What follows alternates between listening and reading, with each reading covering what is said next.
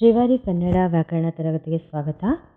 ಬಂಡೆದ್ದ ಮುಂಡರಗಿ ಭೀಮರಾಯ ಈ ಪಾಠದ ಒಂದು ಯಾರು ಯಾರಿಗೆ ಹೇಳಿದರು ಮತ್ತು 2-3 ವಾಕ್ಯದಲ್ಲಿ ಈ ಕ್ಲಾಸಲ್ಲಿ ನಾವು ಓದೋಣ. ಯಾರು ಯಾರಿಗೆ ಹೇಳಿದರು? ಅವನು ಗುಂಡೇಟಿನ ಗುರಿಕಾರ. ಈ ಮಾತನ್ನು ಬ್ರಿಟಿಷ್ ಅಧಿಕಾರಿ ಯೂಜಿಸ್ಗೆ ಹೇಳಿದನು. ದಾಸ್ಯದ ಅರಮನೆಯಿಂದ ಸ್ವಾತಂತ್ರ್ಯದ ಅರಮನೆಯಲ್ಲೇಸು. ಈ ಮಾತನ್ನು ಭೀಮರಾಯ್ ಬ್ರಿಟಿಷ್ ಅಧಿಕಾರಿಗೆ ಹೇಳಿದನು.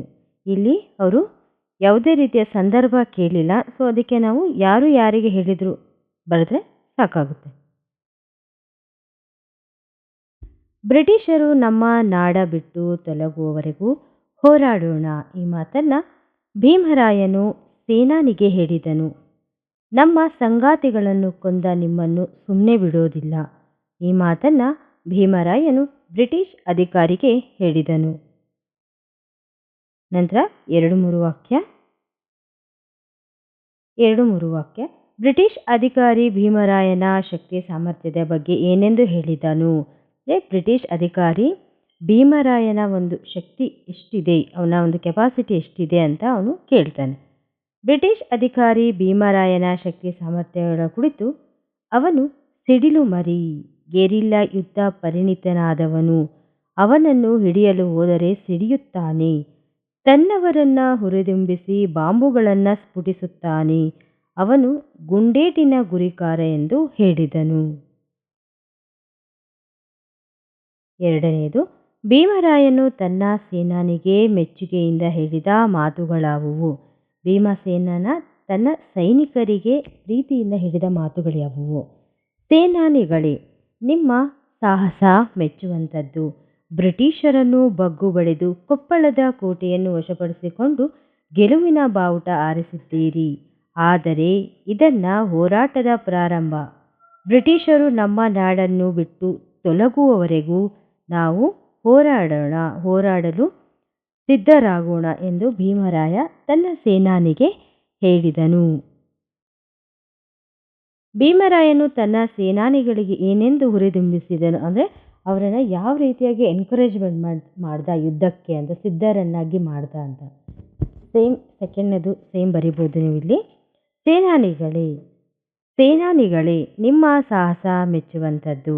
ಬ್ರಿಟಿಷರನ್ನು ಬಗ್ಗು ಬಡಿದು ಕೊಪ್ಪಳದ ಕೋಟೆ ವಶಪಡಿಸಿಕೊಂಡು ಗೆಲುವಿನ ಬಾವುಟ ಆರಿಸಿದ್ದೀರಿ. ಆದರೆ ಇದು ಹೋರಾಟದ ಪ್ರಾರಂಭ. ಬ್ರಿಟಿಷರು ನಮ್ಮ ನಾಡನ್ನು ಬಿಟ್ಟು ತೊಲಗುವವರೆಗೂ ನಾವು ಹೋರಾಡಲು ಸಿದ್ಧರಾಗೋಣ ಎಂದು ಭೀಮರಾಯ ತನ್ನ ಸೈನಿಕರಿಗೆ ಹುರಿದುಂಬಿಸಿದನು. ಬ್ರಿಟಿಷ್ ಅಧಿಕಾರಿ ಕೋಟೆಯನ್ನು ಮುತ್ತಿಗೆ ಹಾಕಿ ಭೀಮರಾಯನಿಗೆ ಏನೆಂದು ಎಚ್ಚರಿಕೆ ಕೊಟ್ಟನು? ಬ್ರಿಟಿಷ್ ಅಧಿಕಾರಿ ಅವರ ಒಂದು ಕೋಟನ್ನು ಅಟ್ಯಾಕ್ ಮಾಡಿಬಿಟ್ಟು ಮುತ್ತಿಗೆ ಹಾಕಿ ಭೀಮರಾಯನಿಗೆ ಏನಂತ ವಾರ್ನಿಂಗ್ ಕೊಟ್ಟ, ಏನಂತ ಅವನು ಎಚ್ಚರಿಕೆ ಕೊಟ್ಟ ಅಂದರೆ, ಬ್ರಿಟಿಷ್ ಅಧಿಕಾರಿ ಭೀಮರಾಯನಿಗೆ ಸೈನಿಕರಿಗೆ ಇನ್ನೂ 3 ಗಂಟೆಗಳಲ್ಲಿ ಕೋಟೆಯ ಒಳಗೆ ಇದ್ದವರೆಲ್ಲ ಹೊರಗೆ ಬಂದು ಕೋಟೆಯ ವ್ಯಾಕೆಟ್ ಮಾಡಿ ಸರೆಂಡರ್ ಆಗದಿದ್ದರೆ ಗಂಭೀರ ಪರಿಣಾಮ ಎದುರಿಸಬೇಕಾಗುತ್ತದೆ ಎಂದು ಎಚ್ಚರಿಕೆಯನ್ನು ಕೊಟ್ಟನು. ಬ್ರಿಟಿಷ್ ಅಧಿಕಾರಿಯು ಶರಣಾಗು ಎಂದು ಹೇಳಿದ ಮಾತಿಗೆ ಭೀಮರಾಯನು ಏನೆಂದು ಪ್ರತಿಕ್ರಿಯಿಸಿದನು? ಬ್ರಿಟಿಷ್ ಅಧಿಕಾರಿ ಹೇಳ್ತಾನೆ, ನೀವು ನಮಗೆ ಸರೆಂಡರ್ ಆಗಿ ಅಂತ ಹೇಳ್ತಾನೆ. ಸೊ ಅವಾಗ ಭೀಮರಾಯ ಏನು ಹೇಳ್ತಾನೆ? ಬ್ರಿಟಿಷ್ ಅಧಿಕಾರಿಯು ಶರಣಾಗು ಎಂದು ಹೇಳಿದ ಮಾತಿಗೆ ಭೀಮರಾಯನು, ನನಗೆ ಜೀವದಾನ ಮಾಡ್ತೀರಾ? ಜೀವದಾನ ನನ್ನ ಸಂಗಾತಿಗಳನ್ನು ಕೊಂದ ನಿಮ್ಮನ್ನು ಸುಮ್ಮನೆ ಬಿಡೋದಿಲ್ಲ ಎಂದು ಗುಂಡು ಹಾರಿಸಿದನು. ಬ್ರಿಟಿಷರಿಗೆ ಗುಂಡನ್ನು ಹಾರಿಸ್ತಾನೆ. ಭೀಮರಾಯನ ಸಾವಿನ ಸಂದರ್ಭದಲ್ಲಿ ಬ್ರಿಟಿಷರ ವಿರುದ್ಧ ಏನೆಂದು ಬಂಡಾಯ ಸಾರಿದನು ಅಂದರೆ, ಭೀಮರಾಯ ಸಾವಿನ ಒಂದು ಮಡುವಿನಲ್ಲಿದ್ದಾಗ ಬ್ರಿಟಿಷರಿಗೆ ಅವನು ಏನು ಹೇಳ್ತಾನೆ? ಏ ಪರಂಗಿ, ನಾನು ಸತ್ತರೂ ಈ ನೆಲದಾಗ ನಾನು ಹುಟ್ಟು ಹಾಕಿದ ಬಂಡಾಯಕ್ಕೆ ಸಾವಿಲ್ಲ. ಈ ನಾಡಿನ್ಯಾಗ ಈ ಬಂಡಾಯದ ಕಹಳೆ ಮೊಳಗುತ್ತಾನೇ ಇರುತ್ತದೆ. ಈ ಜನ ನಿಮ್ಮ ದಾಸ್ಯದಿಂದ ಮುಕ್ತರಾಗುವವರೆಗೂ ಹೋರಾಟ ನಡೆಸ್ತಾ ಇರ್ತಾರೆ.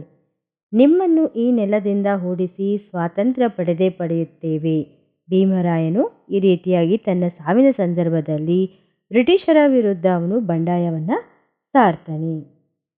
ಈ ವಿಡಿಯೋ ಇಷ್ಟ ಆದರೆ ಲೈಕ್ ಮಾಡಿ, ಶೇರ್ ಮಾಡಿ ಹಾಗೂ ನಿಮ್ಮ ಯಾವುದೇ ಡೌಟ್ಸ್ ಇದ್ದರೆ ಕಮೆಂಟ್ ಬಾಕ್ಸಲ್ಲಿ ಕಮೆಂಟ್ ಮಾಡಿ. ಧನ್ಯವಾದಗಳು.